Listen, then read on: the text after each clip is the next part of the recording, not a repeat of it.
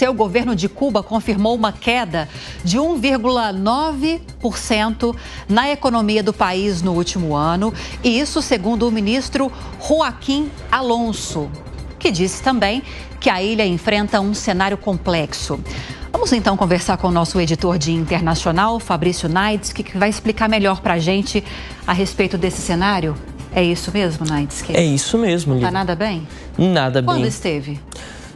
Boa pergunta, viu? Se a gente olhar nos livros de história, acho que a gente não vai encontrar uma situação muito positiva para Cuba, pelo menos no cenário econômico. Sim. O ministro da Economia, Joaquim Alonso, confirmou ontem uma queda no PIB de 1,9% no ano de 2023. O que levou a esses números, então, segundo o próprio ministro da Economia? Ele cita o seguinte: uma insuficiência em receita em divisas, créditos externos e uma baixa recuperação da produção nacional. Aqui a gente está falando, evidentemente, claro, entre vários aspectos, da produção de cana-de-açúcar, que era um dos principais produtos exportados por Cuba e que teve uma grande queda nos últimos anos. Um cenário que piorou bastante desde a pandemia de Covid-19 e também quando a gente fala de turismo, porque a indústria do turismo é uma das mais vitais para Cuba. Essa ilha que fica no Caribe tem belíssimas praias, diga-se de passagem. Ainda não estive lá, mas gostaria até de conhecer as praias cubanas. 1,8 milhão de visitantes em 2023. É um número que ainda está abaixo do que o país recebia em 2019, o último ano antes da pandemia. Depois, ali em 2020, claro, todas as fronteiras acabaram sendo fechadas em todo o mundo, praticamente. E aí, obviamente, você teve uma redução muito grande do PIB cubano, que teve em 2020 uma queda de 10% só naquele ano.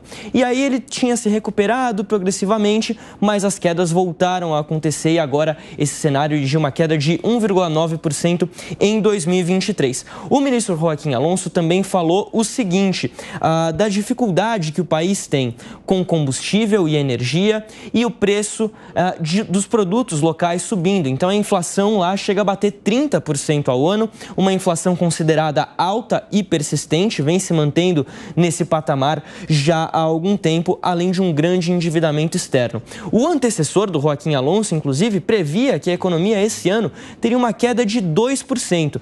Ele pediu as contas no começo do ano, até por conta desse cenário ruim que já era esperado pelo governo do presidente Miguel Díaz-Canel, o sucessor dos irmãos Castro, lá na ilha comunista. Bom, a gente sabe, né, Lívia, regimes autoritários como o de Cuba tendem a sentir grandes dificuldades, grande pressão quando a economia vai mal. Historicamente, a economia de Cuba nunca foi muito bem, como você mesmo colocou, mas é um fator que pode acabar pesando para um regime que tem tido ali uma certa dificuldade, embora a nível social o governo garanta que tudo esteja caminhando como historicamente caminhava já há alguns anos, então não se sente tão pressionado assim. Mas a gente pode estar vendo, possivelmente por conta de uma situação econômica ruim e persistentemente ruim, um começo de uma derrocada de um longo governo, um longo regime que vem desde o final da década de 50. A economia sofre muito por fatores internos e externos também.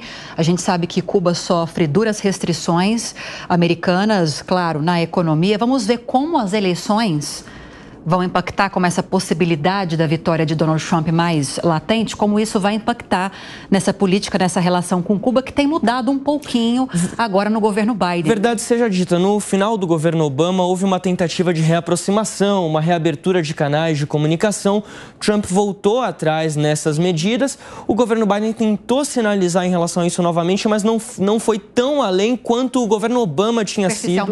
Né? Exatamente. Isso a gente falando, claro, o governo Obama acabou em 2016. Já são quase 10 anos desde então e não houve muita progressão nas relações desde o final do governo Obama.